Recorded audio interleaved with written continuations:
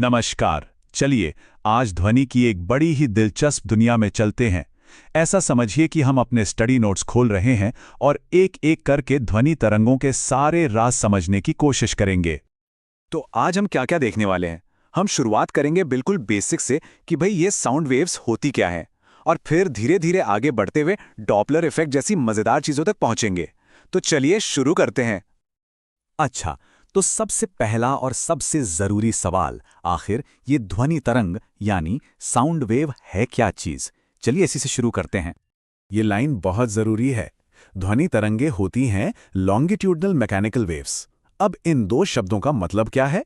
Mechanical का मतलब है कि इन्हें चलने के लिए किसी मीडियम मतलब हवा, पानी या किसी ठोस चीज की जरूरत पड़ती है। और लॉन्गिट्यूडनल का मतलब है कि इस मीडियम के कण वेव की दिशा में ही आगे पीछे वाइब्रेट करते हैं, बिल्कुल एक स्लिंकी की तरह, जिसे हम खींचकर छोड़ देते हैं। अब देखिए, फ्रीक्वेंसी के हिसाब से साउंड वेव्स को बांटा जा सकता है। सबसे पहले आती हैं इंफ्रासोनिक वेव्स।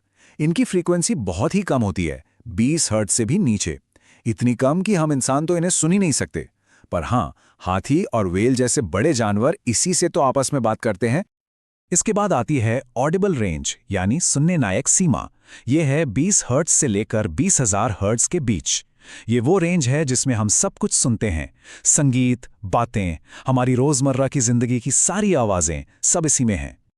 और फिर स्पेक्ट्रम के सबसे ऊंचे छोर पर हैं अल्ट्रासोनिक वेव्स, जो 20,000 हर्ट्ज से भी ज्यादा होती हैं। ये इतनी हाई पिच होती हैं कि हमारे कानों के लिए सुनना नामुमकिन है। लेकिन सोचिए, चमगादड़, डॉल्फिन और कुत्तों जैसे कई जानवरों के लिए तो यही दुनिया को देखने या यूं कहें कि सुनने का तरीका है। लेकिन अल्ट्रासाउंड सिर्फ जानवरों के काम ही नहीं आता, इसके बहुत ही कमाल के प्रैक्टिकल इस्तेमाल भी हैं। समुद्र की गहराई नापने से लेकर नाजुक घड़ियों को साफ करने तक, और मेडिकल फील्ड में तो ये कमाल ही कर रहा है, जैसे फीटस स्कैन करना हो या फिर किडनी स्टोन्स को तोड़ना हो। तो अब हमें ये तो पता चल गया कि साउंड वेव्स क्या हैं। तो अब अगला सवाल आता है, इनकी रफ्तार कितनी होती है? कितनी तेजी से चलती हैं ये? एक सीधा सा नियम है, साउंड की स्पीड इस बात पर निर्भर करती है कि वो किस मीडियम से गुजर रही है। ये सबसे तेज चलती है सॉलिड्स में, क्योंकि वहां पार्टिकल्स एक दूसरे के बहुत करीब होते हैं। लिक्विड्स में थोड़ी धीमी हो जाती है, और गैसों में सबसे धीमी, क्योंकि वहां पार्टिकल्स बहुत दूर दूर फैले होते हैं। और ये टेबल देखिए, यहां हमें कुछ असल नंबर दिखाई देते हैं। हवा में साउंड की स्पीड है करीब 332 मीटर प्रति सेकंड, लेकिन वही साउंड एल्यूमिनियम में 6420 मीटर प्रति सेकंड की हैरान कर देने वाली रफ्तार से भागती है। और ये सब फर्क उस मीडियम की डेंसिटी और इलास्टिसिटी की वजह से है। तो आखिर कौन सी चीजें हैं जो साउंड की स्पीड पर असर डालती हैं? देखिए, टेम्परेचर एक बहुत बड़ा फैक्टर है। हवा जितनी गर्म होगी, साउंड उतनी ही तेजी से चलेगी। और मजे की बात यह है कि हवा का प्रेशर स्पीड पर बिल्कुल भी असर नहीं डालता। अच्छा, तो हमने साउंड की फिजिक्स तो समझ ली। अब बात करते हैं उन खासियतों की जिनकी वजह से हम अलग अलग आवाजों में फर्क कर पाते हैं। और ये हैं लाउडनेस, पिच और क्वालिटी।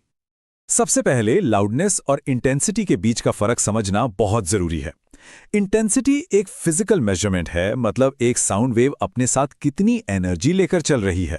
वहीं दूसरी तरफ लाउडनेस हमारा अपना एहसास है कि कोई आवाज हमें कितनी तेज या धीमी लग रही है। साउंड की इंटेंसिटी को हम डेसिबल स्केल पे नापते हैं। जैसे यहां देखिए, हम जो नॉर्मल बातचीत करते हैं वो करीब 50 डेसिबल की होती है। वहीं किसी फैक्ट्री या इंडस्ट्रियल एरिया का शोर 70 डेसिबल तक पहुंच सकता है। अगली चीज है पिच, जो फ्रीक्वेंसी पर डिपेंड करती है। सीधी सी बात है, जितनी ज्यादा फ्रीक्वेंसी उतनी ही तीखी या हाई पिच वाली आवाज।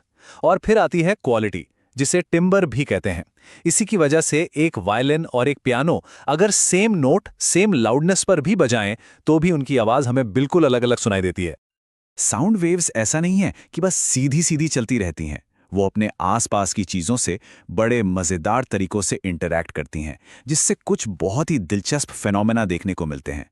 चलिए उनमें से कुछ को देखते हैं। 17 मीटर, ये नंबर खास क्यों है? क्या है इस नंबर में? दरअसल ये वो कम से कम दूरी है जो एक साफ इको यानी गूंज सुनने के लिए जरूरी है। इको का मतलब है आवाज का रिफ्लेक्ट होकर वापस आना। होता क्या है कि आवाज किसी सतह से टकराकर वापस हमारे कानों तक पहुंचती है, लेकिन एक अलग साफ इको सुनने के लिए ओरिजिनल आवाज और रिफ्लेक्ट हुई आवाज के बीच कम से कम सेकंड के 10वें हिस्से का गैप होना चाहिए, और इतने गैप के लिए लगभग 17 मीटर की दूरी चाहिए ही चाहिए। दो और बड़े जरूरी फिनोमेना हैं रेजोनेंस और इंटरफेरेंस। रेजोनेंस तब होता है जब एक चीज की वाइब्रेशन की वजह से दूसरी चीज भी वाइब्रेट करने लगे, जिससे आवाज और तेज हो जाती है। और इंटरफेरेंस तब होता है जब दो साउंड वेव्स आपस में मिलती हैं। वो मिलकर या तो एक दूसरे को और मजबूत कर सकती हैं या फिर एक दूसरे को कैंसिल भी कर सकती हैं। चलिए, तो बेसिक्स तो हमने कवर कर लिए, अब थोड़ा आगे बढ़ते हैं और कुछ और एडवांस्ड कॉन्सेप्ट्स को समझते हैं। कभी सोचा है कि किसी कोने की दूसरी तरफ कोई बात कर रहा हो तो आवाज हम तक कैसे पहुंच जाती है? ये होता है डिफ्रैक्शन की वजह से, मतलब साउंड वेव्स का कोनों पर मुड़ जाना। और जब कोई एम्बुलेंस पास से गुजरती है तो उसकी आवाज की पिच बदलती हुई क्यों लगती है? अरे वही तो है मशहूर डॉपलर इफेक्ट। जब कोई चीज साउंड की स्पीड से भी तेज चलती है, जिसे हम सुपरसोनिक कहते हैं, तो वो एक बहुत ही पावरफुल शॉक वेव बनाती है। इसी को हम सोनिक बूम की तरह सुनते हैं। और इस स्पीड को नापने के लिए हम यूज करते हैं मैक नंबर। मैक 1 का मतलब है साउंड की स्पीड के बराबर। तो हमने साउंड के पीछे की पूरी फिजिक्स तो समझ ली, लेकिन ये हमें एक बहुत गहरे सवाल पर लाकर छोड़ देती है। अगर साउंड सिर्फ पार्टिकल्स की वाइब्रेशन से बनी एक वेव है, तो फिर वो क्या चीज है जो एक बेतरतीब शोर और एक खूबसूरत संगीत के बीच फर्क पैदा करती है? शायद इसका जवाब फिजिक्स से